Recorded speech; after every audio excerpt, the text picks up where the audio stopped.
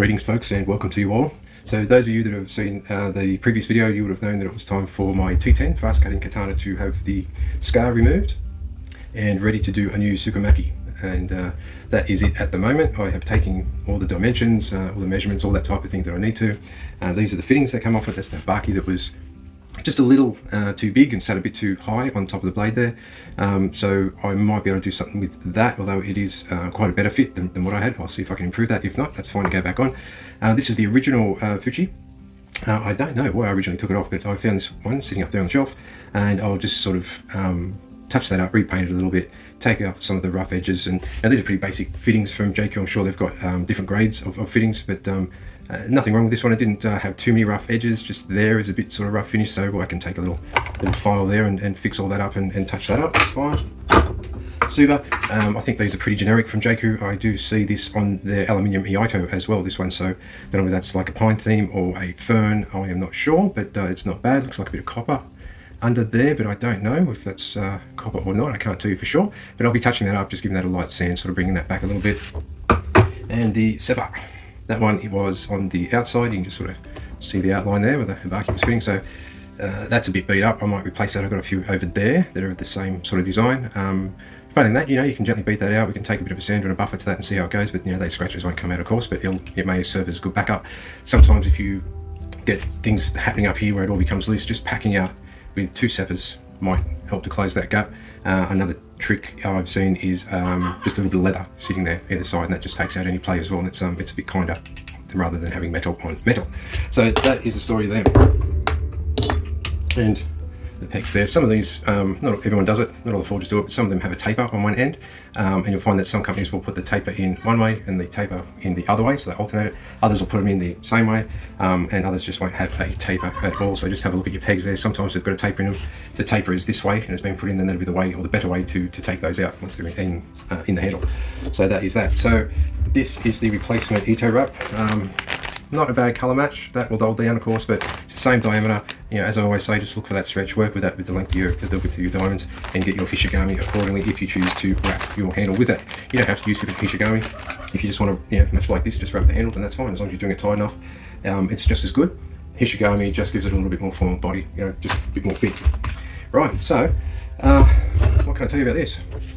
Handle itself's good. It was these bits that are coming loose. To get me through, I've actually stitched the middle there in a couple of places to just try and get it to settle in and not shift as much. I think there's one there, and there's one there and there that I did, and that just sort of helps keep those diamonds from shifting too much. If I'd cut that, you'd see that wrap really sort of moving around. But as you can see there, that is the blade side there. So as you're sort of coming up using turning, that is, all that plate is sort of where your hand is on top, and also there on that side. So call me picky. It probably may last another couple of years in this condition, but this is a hobby. I don't mind rewrapping, and I find this is a good opportunity to practice that. And I also have the view of making this my training shinken. So it's a very light katana. I'm in the process of just polishing up the blade a little bit, take some of the bigger structures out of it, and I wouldn't mind of using that in training when I can. So I want to make a good job of this and get it all back together, all fitting nicely. If I'm going to be using it for a few hours or an hour at a time in the dojo, I want to make sure that everything is tied down tight and it is functional. So let's go, guys. I'm going to undo this one, and we're going to unwrap it. We're going to have a look at the Samagao. We're going to take this shearer off, and as you can see, this is JQ wrapped. And the knife, I don't mind it there. That's quite nice. It's not, doesn't look like it's rushed. Everything is lapping over as it should. It's tucked away. None of those bits that you cut and tuck have come out. That side of the knot is quite nice. It's as good as you could wish for, really. It's got that symmetry. A little bit bulky there on the back, the mune of the handle, but it matches okay. That Kashira has this bulbous sort of finish to it, so it sort of looks like I've smacked it or something like that. But no, that's just how that is forged, I guess you could say. And on that side too, again, it's not as dressed as some of the other knots where they end up, but it's there and it's working well. And a little bit of play in the end, but it's not going to come undone anytime soon. So, but today it is. So here we are there. Highly recommend getting one of these Tsuka stands, guys. They are worth their weight in gold. That way. So there, we fix it, and off we go. Not too much, guys. That's some of that stitching there. So I'm just going to fly that end off, and as you go, you're just sort of taking note. That's a bit of stitching there I've used to try and keep it in place. So we'll get rid of that. There, beautiful. And yeah, as I was saying, you're still looking for things that might be wrong. You're taking notice of how it's done. It gives you good tips and tricks and insights as to how all this goes together before you individualize it, make it your own. Okay.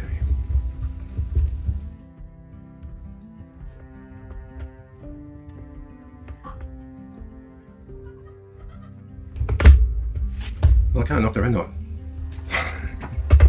All right. I think I was fighting against a bit of stitching there as well.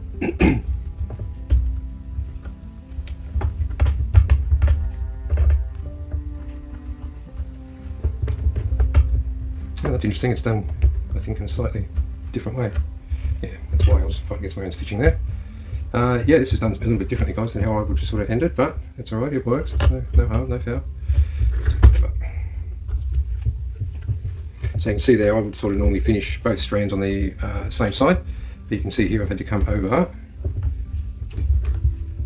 and grab the other strand from the other side, which is okay. This, like I said in my end knot breakdown, there's a few different ways of doing it, and this is one of them. I just have not seen this way for a while.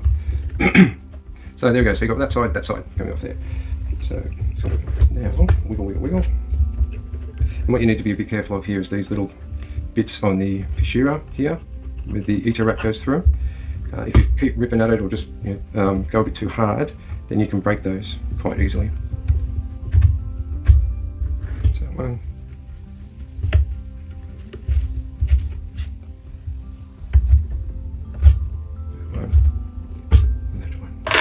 So there we go. It's definitely coming off now. So we just undo that. Just give us a bit of a look here. And that just comes off. And yeah, I don't think they've used any glue or anything like that for that. Or if they had it stick rated, but it doesn't cause any residues or anything in there. So yeah, that is they're probably very confident in their wrapping if they're not using any adhesives. And it seemed to have worked. I mean, it wasn't too bad at all. Right, so that's that off. Having the Samigawa there. It's not bad quality, it's still a bit rough. We can give that a bit of a sand or give it a wash. Not going to do too much there. And it fits up nice and evenly. So compared to other forges I've seen, it's cut to length. Is it one strip? There is always the question I ask, because a lot of the swords that you get from or baseline swords you get from different forges over in China then have two different panels. I've sort of often found, so we'll see, but it does look like two full strips. So I'm going to take that off now. You can see this alternating, so that's fine. Don't throw this out straight away, because you can actually use it to get the measurement of how much you need for the new one. And whatever the measurement is, I would add a little bit, at least 10, 15, probably 20 centimeters until you get really used to it. And that way you are ensuring you've got enough to finish your handle and plus to bugger around with. All right, let's keep going.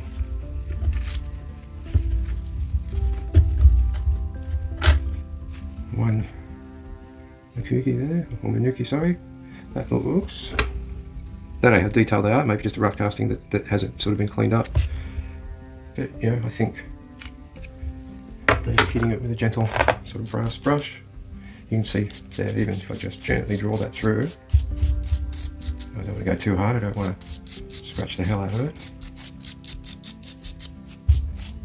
You can see even with that it sort of brightens it up a bit, so I'll give them a bit of a look over. They're very thin, but that how they're formed in there will actually grip into the Samigawa quite well. But yeah, just need to be a bit careful there. Off we go.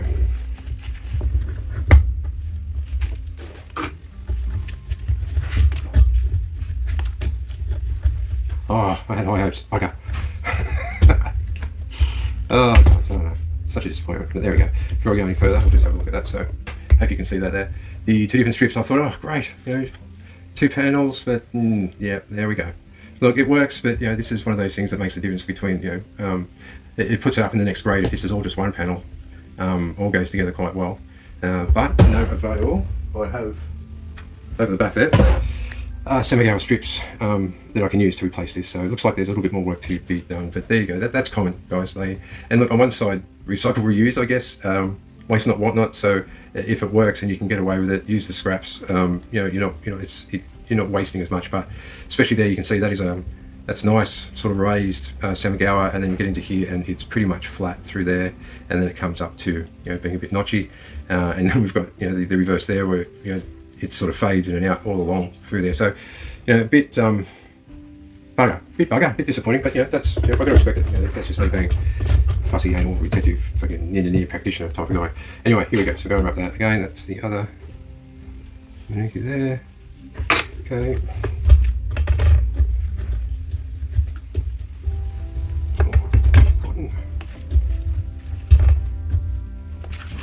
So there we go. So like I said, keep that, guys, straighten it out as best you can. You might have to sort of lay it out, sit there, twist it out for a while, and take a little bit extra off whatever that length is, or put an extra bit on, I should say, you know, between 15 and 20 centimeters, and that will make sure that you have enough of your new stuff to get the job done here. But as you can see there, the handle itself looks not too bad. It's not the highest quality wood, but it is solid. There's no visible cracks in it, no huge bits of residue. He says, looking at whatever that is. Oh, look at that. Don't know what that is. We got borers. Don't know. So yeah, I don't know what that is. Might be something to do with manufacture. Could be just a handle with a hole in it. Maybe. Don't know. That is the moon, and that's the ha. So maybe that's got something to do with anything getting in the handle. It will fall out there, but I don't know how, because that's all covered with Ito. Just a bit of this rice paper here for light shaping. That's not uncommon. You can see that comes away there. And that's usually just double-sided tape. Sometimes you can get strips of paper and layer them to shape the handle a bit more if that's what you want. I don't know what that is, anyway. And here the same, see if we can get that off. There we go. So at least everything's coming off in one piece, so to speak. Another one there. That side looks okay. Alright, we've got an hole in the handle. That looks like it's a knot or something that's just come out in the handle. Nothing too sinister. But I'll have to do something there, a little bit of filler, a little bit of, you know, don't know what I'm going to do there, maybe a proxy putty. And let's have a look. Should we do it? Should we do it? Should we take off the ceramic gower? Yeah? You want to do it? Alright, we'll do it. So when you're doing this stuff, it's just have a look at how stuck it is, you know, how adhered it is, what's the glue doing. Is it really too tight to even have a go at, or is it going to be able to peel away? And that looks like it's going to peel away. So what I like to do here too, guys, a bit of caution, you don't just rip into it, because sometimes if you just strip these off, you actually take chunks of the handle out as well. So take it easy. There's nothing you can't salvage and save if you've got a bit of patience, and there's a lot of work that you save yourself if you just take your time. So I might just get onto the other side here. I hope you can at least see a little bit of it, but there we go. Just making sure that's all coming. You can sort of see the lines there, so that's where sort of the glue is sitting. You can sort of pick where it might be a bit stickier. So I've got the flat of that. I'm sliding in there and I'm just gently turning. So there we go, that's that off. Goes out of the way. And here, at least I can get in under there. There we go. So full surprises, guys, this whole handle wrap and stuff. You just don't know what's under the hood until you have a look. But you know, general rules of play for any sword that you get, if you can get a full tang that's not a rat tail, that's not spot welded, that's part of the blade, and if it's got 2 pegs in it, then you know you're more than likely got something that's pretty safe to handle. Just stay away from the stuff that's, you know, stainless steel or wall hanger type of stuff if you're going to be using it anywhere or for anything to do with cutting. And you know, I don't find, I think cheaper swords or lower end swords have their place, and they allow you to get in the game, and they allow you to find out this stuff, and they allow you to find out what you like and don't like, what sort of blade is suitable for you. So rightio, so we've got 2 pretty rough strips there, so excuse my son there, but yeah, look at that, that's pretty shocking. And as we get that off, we can sort of see there the holes that not finished, a bit rough and ready, just been drilled out. A little bit of wavering in the grain there, and that's just around that knot. So I think that's all there's, just a knot, bit of sappy or resinous core wood from a branch has just sort of come away there. So we'll see there, I might be able to glue that up, so to speak. Let's go on the other side.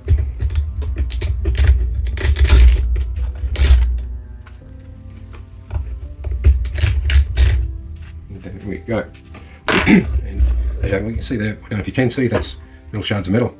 So I'd say that when they've drilled for this one, that's all been in place, and that's just from the drilling process of getting that hole in to secure it to the handle. But doesn't look too messy in there. That is it, guys. That's the bare bones. Back to basics of a Jakku light cutting katana handle. Not very contoured, not very sort of customed, but we can, well, I will have a better go at that. You know, just placing a little lip in there so everything fits a bit better. Sanding all this back, because that's rough. That's been very roughly sort of shaped.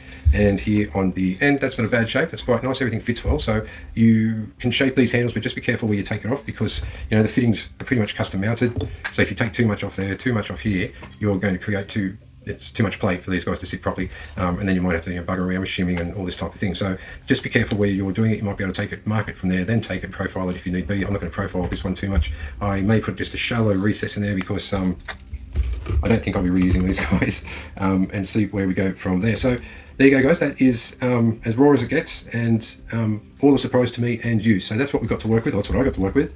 I'm going to see if I can make some magic happen, hopefully. Anyway, what did I say? I love this, don't I? I do. It's a lot of fun. It's great. I love the uncertainty of it all, and I love bringing stuff back like this and feeling like I've had a hand in making something functional and useful. So, all right, that is it, guys. I'm going to get out of here and stop babbling and measure my Ito and prepare myself for tomorrow for a little bit of a job at hand. So thanks for watching. That's the duck's guts of the inside of a J-Ku entry-level katana handle. I hope you enjoyed it. That's the wrap, and that's a wrap from me. See you later, guys.